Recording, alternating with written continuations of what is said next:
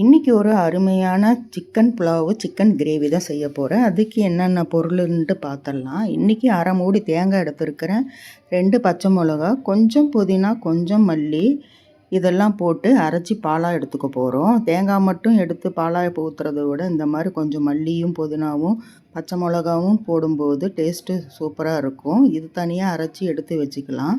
இப்போ குக்கர் வச்சுருக்கேன் அடுப்பில். குக்கரில் ஒரு 100 ml ஆயில் விட்டுக்கலாம். 1/2 கிலோ சிக்கனுக்கு 1/2 கிலோ பாசுமதி ரைஸ் தான் எடுத்திருக்கேன் இன்றைக்கி. 1/2 கிலோ புலாவ் செய்ய போகிறேன். இதுக்கு ஓல் கரம் மசாலாலாம் எடுத்துக்கலாம். பட்டை, கிராம்பு, ஏலக்காய், கல்பாசி, ஸ்டார் அனஸு, மராத்தி முக்கு இதெல்லாம் போட்டு கொஞ்சம் பொரிஞ்சதுமே 2 பெரிய வெங்காயம் போட்டு நல்லா கண்ணாடி பதத்துக்கு வர்ற மாதிரி வதக்கிங்க. பொன்வரவலாக வதக்கக்கூடாது. அது பிரியாணிக்கு தான் அந்த மாதிரி வதக்கணும். இதுக்கு கண்ணாடி பதத்துக்கு வறுத்திங்கனாலே போதும். ஏன்னா புலாவு கலர் மாறிடக்கூடாது. அப்புறம் ஒரு 2 தக்காளி போட்டுக்கலாம். 2 தக்காளி ஏன் போடுறோன்னா கொஞ்சம் புளிப்பு இருந்தால் தான் நல்லாயிருக்கும். அது முழுசாக தெரியும் போதும் டேஸ்ட்டு பார்க்குறதுக்கும் நல்லாயிருக்கும், டேஸ்ட்டும் சூப்பராக இருக்கும். இதுவும் ரொம்ப நேரம் வதக்க வேண்டாம், ஓரளவுக்கு வதக்கினாலே போதும். இப்போது 2 ஸ்பூன் இஞ்சி பூண்டு பேஸ்ட்டு போட்டுக்கலாம். 2 ஸ்பூன் போதுமானதாக இருக்கும் 1/2 கிலோவுக்கு. ரொம்ப பிரியாணிக்குன்னு பார்த்தீங்கன்னா 100 கிராம் பேஸ்ட்டு போடணும். இது 2 ஸ்பூன் இருந்தாலே போதும். இப்போ இந்த பச்சை வாசனை போகிற வரைக்கும் வதக்கணும். இப்போ அது வதக்கும் போதே பார்த்தீங்கன்னா அந்த தக்காளி வெங்காயம் ஈவனாக வெந்துடும். இப்போ கொஞ்சமாக அந்த 4 விரலில் எவ்வளோ எடுத்தால் வருமோ அது புதினா, மல்லி 4 விரலில் எவ்வளோ எடுத்தால் வருமோ அந்த அளவுக்கு எடுத்து நீங்கள் போட்டு வதக்கிங்க. 1/2 கிலோ சிக்கன் எடுத்துருக்கேன் இன்றைக்கி. 1/2 கிலோ சிக்கன் பார்த்திங்கன்னா வெள்ளையாக இருக்குது. ஏன்னா இது தயிரும் லெமனும் போட்டு நல்லா கழுவிட்டேன். மஞ்சத்தூள் போட்டு கழுவக்கூடாது. தயிரும் லெமனும் போட்டு கழுவிட்டு போட்டிங்கன்னா இந்த மாதிரி வெள்ளையாக இருக்கும். மஞ்சத்தூள் போட்டு கழுவிட்டு போட்டிங்கன்னா புலாவ் கலர் மாறிடும். இப்போ கொஞ்சம் நேரம் ஒரு 5 நிமிஷம் கொஞ்சம் நேரம் வதக்கிட்டு இந்த மாதிரி வெள்ளையாக இருந்தால் தான் சிக்கன் நல்லாயிருக்கும். மஞ்சத்தூள் போட்டு மட்டும் கழுவிடாதீங்க. இப்போ தேவையான அளவு உப்பு போட்டுடலாம். உப்பு போட்டு இப்போ அரைச்சி வச்சுருக்கிற அந்த 2 கப்பு அரிசிக்கு 1 கப்பு அரிசிக்கு 2 கப்பு தண்ணி. இப்போ அந்த தேங்காய் பால் எடுத்ததெல்லாம் 1 கப்பு வந்தது. அப்புறம் தண்ணி 1 கப்பு, 2 கப்பு ஊற்றியாச்சு. இப்போ பாருங்கள் கலர் எப்படி இருக்குன்ட்டு சூப்பராக இருக்குது. இந்த டைமில் நீங்கள் உப்பு சரி பார்த்துக்குங்க. தண்ணியில் கொஞ்சம் உப்பு சுருக்குன்னு இருந்தால் தான் நம்ம அரிசி போட்டு வேகும்போது கரெக்டாக இருக்கும். இப்போ 3 பச்சை மிளகா கீறாமல் அப்படியே மேலே போட்டிருக்கேன். ஏன்னா அதில் 2 பச்சை மிளகா ஏற்கனவே நம்ம அரைச்சிருக்கிறோம். இப்போ 1/2 கிலோ அரிசியும் போட்டாச்சு. போட்டு நல்லா கலந்து விட்டுட்டு உப்பு சரி பார்த்துக்குங்க. உப்பு சரி பார்த்துட்டு குக்கர் மூடி போட்டு மூடி 2 விசில் வச்சுருங்க. பார்க்குறதுக்கு எவ்வளோ அருமையாக இருக்குது பாருங்கள். இப்போ குக்கரை மூடி போட்டு மூடி வச்சுட்டு ஒரு 2 விசில் வைக்கணும். 2 விசில் வச்சாலும் போதுமானதாக இருக்கும் பாஸ்மதி ரைஸுக்கு. 2 விசில் வந்ததும் பார்க்கலாம். இப்போ சிக்கன் கிரேவிக்கு என்னென்ன தேவைன்னு பார்த்துடலாம். இப்போ ஒரு கடாயை அடுப்பில் வச்சுக்கோங்க. அதில் 1 ஸ்பூன் சோம்பு, 1 ஸ்பூன் மிளகு, 1 ஸ்பூன் ஜீரகம் இதெல்லாம் போட்டு பட்டை, கிராம்பு, மராத்தி முக்கு, ஒரு 2 ஸ்டார் பட்டை, அப்புறம் கொஞ்சம் தேங்காய் இதெல்லாம் போட்டு வதக்கணும். கொஞ்சம் ஆயில் விடணும். அப்புறம் கொஞ்சம் பொட்டுக்கடலை, ஒரு 5-6 பல் பூண்டு, ஒரு துண்டு இஞ்சி இதெல்லாம் போட்டு நல்லா வதக்கிக்குங்க. ஏன்னா இந்த மாதிரி மசாலா ஃப்ரெஷ்ஷாக அரைச்சி ஊற்றும்போது குழம்பு நல்லா டேஸ்ட்டு கொடுக்குது.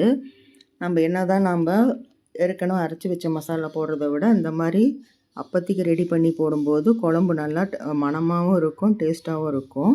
இப்போ பாருங்கள் இது நல்லா வறுத்தாச்சு. இது அப்படியே எடுத்து ஓரமாக வச்சிடலாம். இப்போ குழம்பு தாளிக்கிறதுக்கு பார்க்கலாம். நல்லா கொஞ்சம் வாசனை வர வரைக்கும் வறுத்துக்குங்க, தீஞ்சிடக்கூடாது. இந்த அளவுக்கு போதுமானதாக இருக்கும். இஞ்சி பூண்டு தோல் உரிக்காமையே கூட போடலாம். இந்த பூண்டு தோல் உரிக்காமல் தான் போட்டிருக்கேன், நல்லாயிருக்கும் அப்படி போடும்போது. இப்போ ஒரு கடாய் வச்சுருக்கு. அதில் ஆயில் விட்டுட்டு பட்டை, கிராம்பு, ஒரு பிரியாணி இலை, சோம்பு இது மட்டும் போட்டு தாளிச்சிக்கலாம். அப்புறம் 2 பெரிய வெங்காயம் போட்டு நல்லா பொன்வரவலாக வர வரைக்கும் வதக்கிக்குங்க. அப்புறம் 2 தக்காளி அதையும் போட்டு நல்லா தொக்கு மாதிரி வர வரைக்கும் வதக்கிக்குங்க.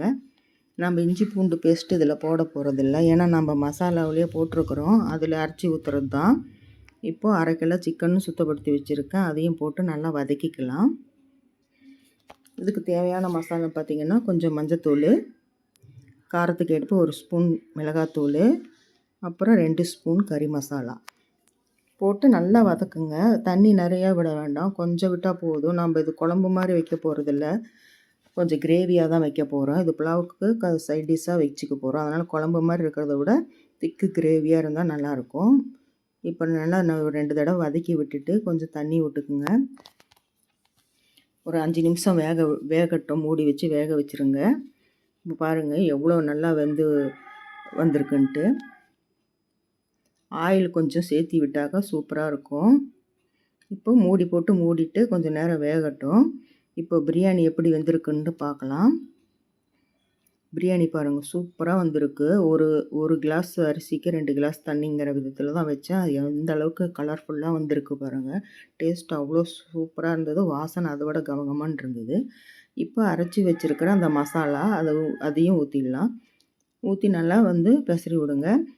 குழம்புக்கு தண்ணி நிறையா வேண்டாம். இந்த மிக்ஸி ஜாரை மட்டும் கழுவி அந்த தண்ணி மட்டும் ஊற்றுங்க போதும், நிறையா ஊற்ற வேண்டாம்.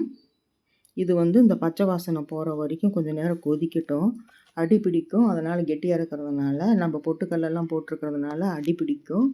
அதனால் கொஞ்சம் சிம்மில் வச்சு வேக விடுங்க. அப்பப்போ கிண்டி விடுங்க, இல்லைன்னா அடி பிடிச்சிரும். இப்போ பாருங்கள் குழம்பு இந்தளவுக்கு திக்னஸ் வந்திருக்கு. எவ்வளோ அழகாக வந்திருக்கு பாருங்கள். அந்த ஊற்றின எண்ணெய் எல்லாம் மேலே வந்துருச்சு. ஏன்னா சிம்மிலேயே வச்சு கொதிக்க வைக்கிறதுனால அந்த குழம்பு அவ்வளோ சூப்பராக வந்திருக்கு. இப்போ மேலே கொத்தமல்லி தழை தூவி இறக்கிட வேண்டியதுதான். குழம்பு ரெடி ஆகிடுச்சு. இப்போ எப்படி சேவ் பண்ணுறதுன்னு பார்க்கலாம்.